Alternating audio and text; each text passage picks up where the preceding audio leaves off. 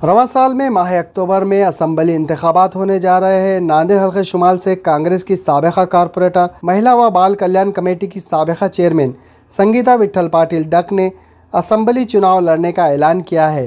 इसी सिलसिले में आज उन्होंने एक प्रेस कॉन्फ्रेंस लेकर ये ऐलान किया कि वह नांदेड़ हल्के शुमाल से असम्बली इंतखाबात में हिस्सा लेंगी। इसी सिलसिले में उन्होंने कांग्रेस के रियासती सदर नाना पटोले से मुलाकात भी की।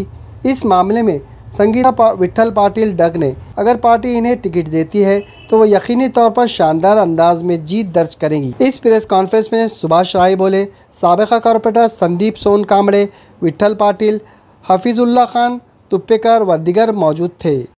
येणाऱ्या विधानसभेच्या निवडणुकीमध्ये आम्ही आता उतरत आहोत आणि त्या तयारीच्या संदर्भामध्ये आपल्या सर्वांशी चर्चा करण्यासाठी आम्ही ही पत्रकार परिषद बोलवलेली होती। कोणत्या पक्षासोबत आपली? काँग्रेस पक्षाकडून आम्ही उमेदवारी मागितलेली आहे आणि उमेदवारी मिळणार अशी आम्हाला शाश्वती आहे। उत्तरमधून आपण निवडणूक लढवत आहे, महिला म्हणून आपल्याला काही अडचणी येणार आहेत का? महिला म्हणून अडचणी येण्याचा प्रश्नच नाही, कारण मी मागच्या 25 वर्षापासून राजकारणामध्ये आहे आणि महिला म्हणून जी काही माझ्यावर जिम्मेदारी असेल, मी नगरसेवक होते, पंचायत समितीचं सभापतीपद भूषवलेले आहे आणि एक महिला म्हणूनच ते पद मी सक्षमपणे पार पाडलेलं आहे।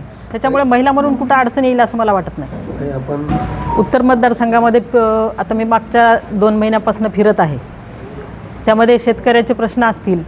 आता जे आमदार आपल्याला सांगत आहे की मी एवढा विकास केला तेवढा विकास केला, पण अक्षरशः गावामध्ये गेल्याच्या नंतर किंवा इकडे फिरताना उत्तरमध्ये लोकांच्या खूप अडचणी आहेत आणि उलट ते आमदाराच्या विरोधामध्येच आम्हाला कामं सांगत आहेत। विकास केला हा आता मला माहीत नाही कुठे विकास झाला, तो आता आमदार सांगत असतील तर विकास झाला असेल, पण प्रत्यक्षामध्ये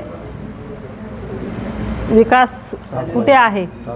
कागदावरच आहे। आपण काय करणार? जेव्हा आपण उमेदवारी मिळाली तेव्हा पक्ष आपण थांबले, आल्यानंतर आपला काय अजेंडा? आल्याच्या नंतर, निवडून आल्याच्या नंतर शेतकऱ्यांसाठी पहिलं काम राहणार आहे। आज आपण पाहता पावसाळ्याचे दिवस आहेत, अजूनही पाऊस झाला नाही, शेतकरी आज चिंताग्रस्त आहे।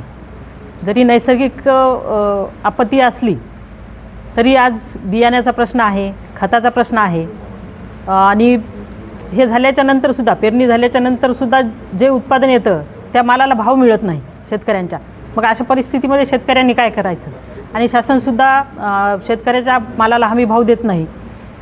जे सोयाबीन 2004ला 4000च होतं, आज ते 2024मध्ये 4000 आहे आणि खताच्या किमती जर आपण पाहिल्या असतील तर त्या चौपट वाढलेल्या आहेत। त्यामुळे ह्या बाबतीमध्ये मी नक्कीच काम करणार आहे। प्रतिसाद कसा भेटत आहे? तुम्ही फिरत आहे, खूप चांगला प्रतिसाद आहे प्रत्येक ठिकाणी।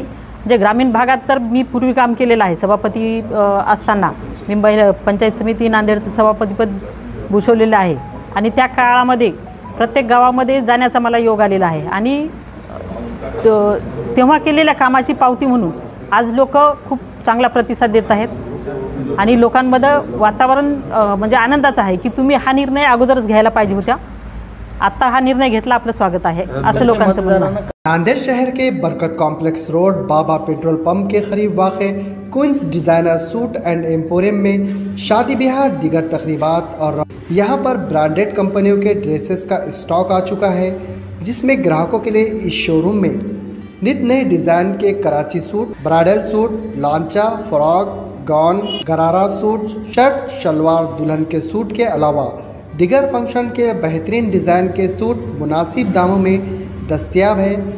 वाज़ेह हो कि दुबई, मुंबई, हैदराबाद जैसे कपड़े अब नांदेड़ शहर के Queens designer suits and emporium एक ही छत के नीचे दस्तयाब है। Queens designer suit and emporium के प्रोपराइटर मोहम्मद आमिर ने अवामुन्नास से अपील की है कि वो नित नए स्टॉक के माल की ख़रीदारी करने के लिए इनके शोरूम पर एक मरतबा ज़रूर तशरीफ़ लाए। हमारा पता है बाबा पेट्रोल पंप नज़द बरकत कॉम्प्लेक्स रोड, नांदेड़।